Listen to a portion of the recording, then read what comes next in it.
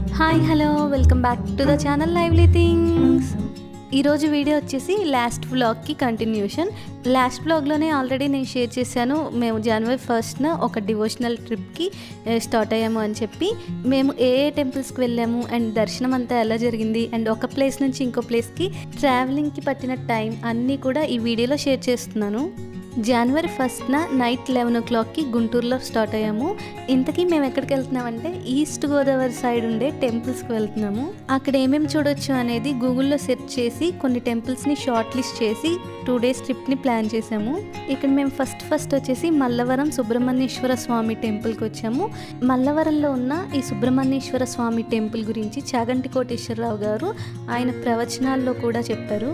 మాకైతే అది విన్నాకే ఈ టెంపుల్ గురించి తెలిసింది. అండ్ ఇక్కడ వచ్చేసి శివుడు చుట్టూ చుట్టుకున్నట్లుగా నాగరూపంలో సుబ్రహ్మణ్యేశ్వర స్వామి ఉంటారు. మేము గుంటూరులో నైట్ 11కి స్టార్ట్ అయితే మార్నింగ్ 3:30 కల్లా ఇక్కడ మల్లవరం రీచ్ అయ్యాము. చాలా లోపలికి ఉంటుంది ఈ ఊరు. ఈ ఊరికి రావాలంటే అన్నవరం టు చేబ్రోలు టు మల్లవరం ఈ రూట్లో వస్తే అన్నవరం నుంచి ఒక ½ an hourలో మనం మల్లవరం రీచ్ అవ్వచ్చు. ఇక్కడ మార్నింగ్ 6 కల్లా కూడా అభిషేకం పూజలు అన్నీ స్టార్ట్ అవుతాయి. సో చాలా వరకు అందరూ కూడా నైట్ వచ్చి ఇక్కడ స్టే చేస్తున్నారు. ఇక్కడే స్టే చేయడానికి గుడి పక్కనే రూమ్స్, వాష్రూమ్స్ అన్ని ఫెసిలిటీస్ కూడా ఉన్నాయి. ఇక్కడ స్టే చేసిన వాళ్ళు పొద్దున్నే ఇక్కడ కోనేరులో స్నానం చేసి అభిషేకం చేయించుకుంటున్నారు. మేము కూడా ఇక్కడికి మార్నింగ్ 3:30 కల్లా రీచ్ అయ్యాము. సో మేము కూడా ఇక్కడ కోనేరులో స్నానాలు చేసి అభిషేకం చేయించుకున్నాము. ఈ టెంపుల్ గురించి పూర్తి వివరాలు కావాలంటే చాగంటి కోటేశ్వరరావు గారు చెప్పిన ప్రవచనాల్లో వినండి, చాలా బాగా చెప్పారు. ఇక్కడ వచ్చేసి సుబ్రహ్మణ్య షష్ఠి రోజు చాలా ప్రత్యేకమైన పూజలు జరుగుతాయంట. And every Monday and Tuesday అలానే షష్ఠి రోజు, నెలలో వచ్చే ప్రతి షష్ఠి రోజు కూడా ఇక్కడ విశేషమైన పూజలు జరిపిస్తారంట. మేము వెళ్ళిన రోజు కూడా షష్ఠి అవ్వడంతో మేము కూడా ఇక్కడ పూజ జరిపించాము. ఈ టెంపుల్లో సుబ్రహ్మణ్యేశ్వర స్వామితో పాటు శివుడు అండ్ అలానే పార్వతీదేవి కూడా ఉంటారు. ఇక్కడ మా పూజ అయిపోయింది. నెక్స్ట్ ఇంకో బ్యాచ్కి అయితే ఇక్కడ పూజ చేస్తున్నారు. ఇక్కడ ఒకేసారి 20-30 కపుల్స్కి కలిపి ఒకేసారి పూజ చేస్తున్నారు. ఈ టెంపుల్లో వచ్చేసి పెళ్లి కావాల్సిన వారికి అండ్ అలానే పిల్లల కోసం చూసే వాళ్ళకి ప్రత్యేకమైన పూజలు చేస్తున్నారు. ఈ టెంపుల్లో అభిషేకం, పూజ, దర్శనం కంప్లీట్ అయిపోయాయి. మేము ఇవన్నీ కంప్లీట్ చేసుకొని బయటకు వచ్చేసరికి టైం 8:30 అయింది. అండ్ మేము ఇక్కడ నుంచి నెక్స్ట్ అన్నవరం వెళ్తున్నాము. అన్నవరం మాకు ఈ మల్లవరం నుంచి అన్నవరం వెళ్ళటానికి ఒక ½ an hour టైం పట్టింది. అన్నవరం రీచ్ అయ్యాము. ఇక్కడ అన్నవరం రీచ్ అయిన తర్వాత డ్రెస్ చేంజ్ చేసుకొని ఇక్కడ వ్రతం చేయించుకోవడానికి కోసం అయితే వచ్చేసాము. లాస్ట్ 10 monthsలో మేము ఇది 3rd time సత్యనారాయణ స్వామి వారి వ్రతం చేసుకోవడం. ఒకసారి అన్నవరంలోనే చేయించుకున్నాము అండ్ ఇంకొకసారి ఇంట్లో చేయించుకున్నాము. అండ్ మళ్ళీ ఇప్పుడు అన్నవరం వచ్చినాయి కదా, మళ్ళీ వ్రతం చేయించుకుంటున్నాము. ఇక్కడ ఎవరికి వారికి పూజారి గారు వచ్చి మండపం ఏర్పాటు చేసి నవగ్రహ స్థాపన అండ్ పూజ చేసి వెళ్తున్నారు. ఆ తర్వాత అందరికీ కలిపి ఒకేసారి కథ చెప్తారంట. లాస్ట్ టైం మేము వచ్చినప్పుడు వైశాఖ మాసంలో వచ్చాము. ఆ టైంలో చాలా ఎక్కువ జనాలు ఉండటం వల్ల ఏమో ఈ మండపం సెట్ చేయడము అంతా కూడా అందరికీ చెప్తుంటే ఒకేసారి చేసుకున్నాము. బట్ ఈసారి ఎవరికి వారికి పూజారి గారు వచ్చి చేస్తున్నారు. ఇక్కడ ఈ పూజ అంతా కంప్లీట్ అయిన తర్వాత నెక్స్ట్ పూజారి గారు అందరికీ ఒకేసారి కథ చెప్తారు. కథ సత్యనారాయణ స్వామి మొత్తం 5 కథలు ఉంటాయి కదా. ఈ కథ అంతా అయిపోయిన తర్వాత మనకి ఇక్కడ అన్నవరం ప్రసాదం కూడా ఇక్కడే ఇస్తారు. అన్నవరం ప్రసాదం టేస్ట్ చాలా బాగుంటుంది కదా. మీలో ఎంతమందికి అన్నవరం ప్రసాదం అంటే ఇష్టం కామెంట్ చేయండి. ఇక్కడ పూజారి గారు స్వామివారి విశిష్టత గురించి చెప్తున్నారు. యాడ్ చేశాను చూడండి.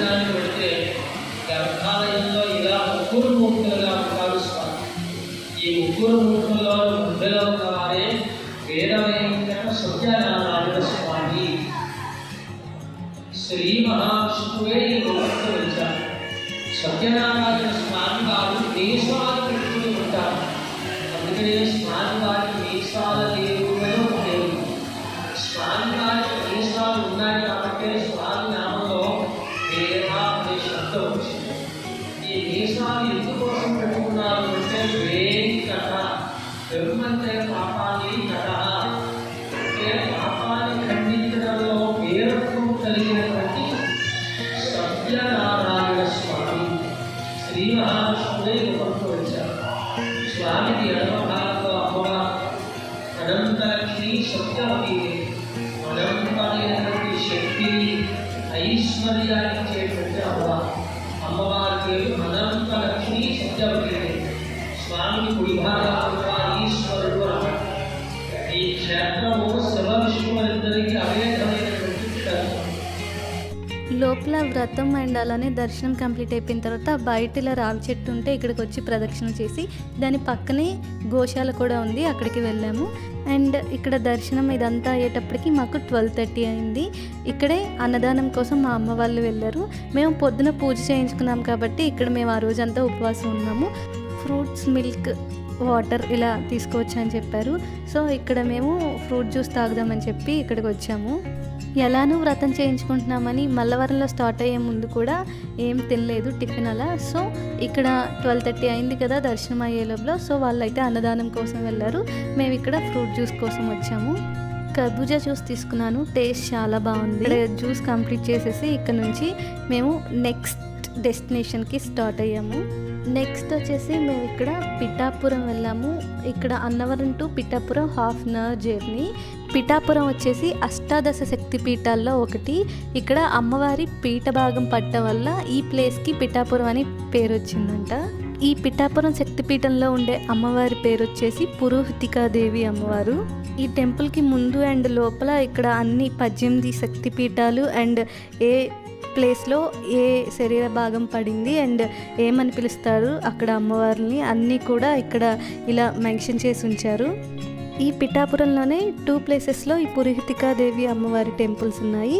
ఒకటి వచ్చేసి ఇది, ఇక్కడ మెయిన్ అమ్మవారు వచ్చేసి పక్కన వెండి కవచంతో ఉన్నారు కదా, ఆ అమ్మవారు మెయిన్ అని చెప్పారు అక్కడ ఉండేవాళ్ళు. ఈ ట్రిప్ మొత్తంలో మేము ఫోటో తీసిన ఒకే ఒక్క అమ్మవారి ఫోటో వచ్చేసి ఇది. ఇంకెక్కడా కూడా ఫొటోస్ అండ్ వీడియోస్ ఎలో లేవు, సో ఎక్కడ కూడా తీయలేదు. అండ్ నెక్స్ట్ వచ్చేసి ఈ పిఠాపురంలోనే శ్రీ కుకుటేశ్వర స్వామి వారి దేవాలయం, ఇక్కడికి వచ్చాము. ఇక్కడ కూడా పురోహితికాదేవి వారి టెంపుల్ ఉంది. మేము ఇక్కడ టెంపుల్ లోపలికి వెళ్తుంటే నాకు ఇక్కడ లోటస్ ఫ్లవర్స్ కనిపించాయి, వైలెట్ అండ్ అలానే పింక్ కలర్లో చాలా బాగున్నాయి కదా, చూడటానికి చాలా ఫ్రెష్గా ఉన్నాయి. అండ్ ఇక్కడ నుంచి ఇక్కడ మేము లోపలికైతే వచ్చేసాము టెంపుల్ లోపలికి. ఆహాలో శక్తిపీఠాల గురించి ఒక వెబ్ సిరీస్ వచ్చింది, దాంట్లో కూడా ఈ టెంపుల్ చూశాను. ఒక సైడ్కి అంతా టెంపుల్స్ ఉంది, ఈ టెంపుల్స్ ముందు ఇలా కోనేరు ఉంది. ఈ కోనేరు మధ్యలో గయాసురుడు విగ్రహం అయితే పెట్టారు. గయాసురుని సంహరించినప్పుడు ఇక్కడ పాదభాగం పడిందంట, సో దీన్ని పాదగయ అని కూడా అంటారంట. దానికి సంబంధించిన స్టోరీ అంతా కూడా ఈ గయాసురుని విగ్రహం పక్కనే ఉంది, మనం చూడొచ్చు. అండ్ పిఠాపురంలోనే దత్తాత్రేయుని టెంపుల్ కూడా ఉంది, అది కూడా one of the rarest temple అంట. ఆ పిఠాపురం వెళ్తే ఆ దత్తాత్రేయుని టెంపుల్ కూడా కంపల్సరీ విజిట్ చేయండి. నెక్స్ట్ మేము ఇక్కడ నుంచి సామర్లకోట స్టార్ట్ అయ్యాము. సామర్లకోట వచ్చేసి పంచారామాల్లో ఒకటి కదా, ఇక్కడ సామర్లకోట అయితే రీచ్ అయ్యాము. మేము ఇక్కడికి వెళ్ళేటప్పటికి 3:30 అలా అయింది. బట్ మేము వెళ్ళిన టైంకి టెంపుల్ ఇంకా ఓపెన్లో లేదు, 4 కలా ఓపెన్ చేస్తారంట. సో 1/2 అవర్ వెయిట్ చేసాము. ఇక్కడ టెంపుల్కి సంబంధించిన స్థల పురాణం ఉంది, అది కూడా యాడ్ చేశాను చూడండి. ఈ టెంపుల్ వచ్చేసి చాళుక్యులు నిర్మించారంట, చూడడానికే మనకు అర్థమవుతుంది చాలా పురాతనమైన టెంపుల్ అని చెప్పి. మేము ఇక్కడ పిఠాపురం నుంచి సామర్లకోటకి ఒక 1/2 అవర్లో వచ్చాము. ఈ టెంపుల్కి ఒక సైడ్ ఇలా కోనేరు ఉంది, ఇక్కడ చల్లగా కాలొస్తుంటే కొంతసేపు ఇక్కడ ఇలా కూర్చున్నాము. Fresh air and fresh water చాలా బాగుంది. అండ్ టెంపుల్ ఓపెన్ అయిన తర్వాత ఇంకెక్కడ దర్శనం చేసుకున్నాము. అండ్ నేను ఇప్పుడు చూపించిందంతా outside of the temple లోపలికి వెళ్తే 2 స్టేర్స్ ఉంది టెంపుల్, నేను అదంతా ఏం షూట్ చేయలేదు.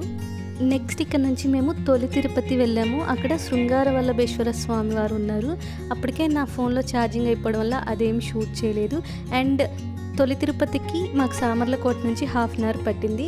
అండ్ తొలి తిరుపతి నుంచి నెక్స్ట్ మేము ద్రాక్షారామం వచ్చాము. ద్రాక్షారామానికి మాకు తొలి తిరుపతి నుంచి ఒక 1 అవర్ టైం పట్టింది. ఇక్కడ లోపల ద్రాక్షారామంలో ఎలా అయితే ఉందో సేమ్ సామర్లకోటలో కూడా ఇలానే ఉంది, 2 స్టేర్స్. సేమ్ ద్రాక్షారామంలో ఎలా అయితే శివుడు 2 భాగాలుగా కనిపిస్తారో మనకి కింద అండ్ పైన, సామర్లకోటలో కూడా అలానే కనిపిస్తారు. 2 కూడా పంచారామాలే. అండ్ ద్రాక్షారామంలో మనకి త్రిసంధి అమ్మవారు శక్తిపీఠం కూడా ఉంది. వన్ ఆఫ్ ద శక్తిపీఠాల్లో ఈ శక్తిపీఠం కూడా ఒకటి. అన్ని చోట్ల కూడా దర్శనం చాలా ఫ్రీగా జరిగింది. టోటల్గా మేము ఈ 1 డేలోనే 6 టెంపుల్స్ని విజిట్ చేసాము. మాకు ఈ ఫస్ట్ డేలోనే కోటిఫలి ద్రాక్షారామంకి ఒక 20 మినిట్స్ డిస్టెన్స్లో ఉంటుంది. సో అది కూడా ఉంది. బట్ అప్పటికే టైం 8:30 అలా అయింది. 8 కల్లానే అన్ని టెంపుల్స్ అటు సైడ్ క్లోజ్ చేసేస్తారంట. సో మేము ఇంకా ద్రాక్షారామంలోనే ఒక రూమ్ తీసుకొని ఆ రోజు నైట్ అయితే స్టే చేసాము. నెక్స్ట్ వీడియోలో నెక్స్ట్ డే ఎక్కడికి వెళ్ళాము ఏంటి అనేది వ్లాగ్ షేర్ చేస్తాను. If you like this video please like, share, comment and subscribe to lively things. Thank you for watching.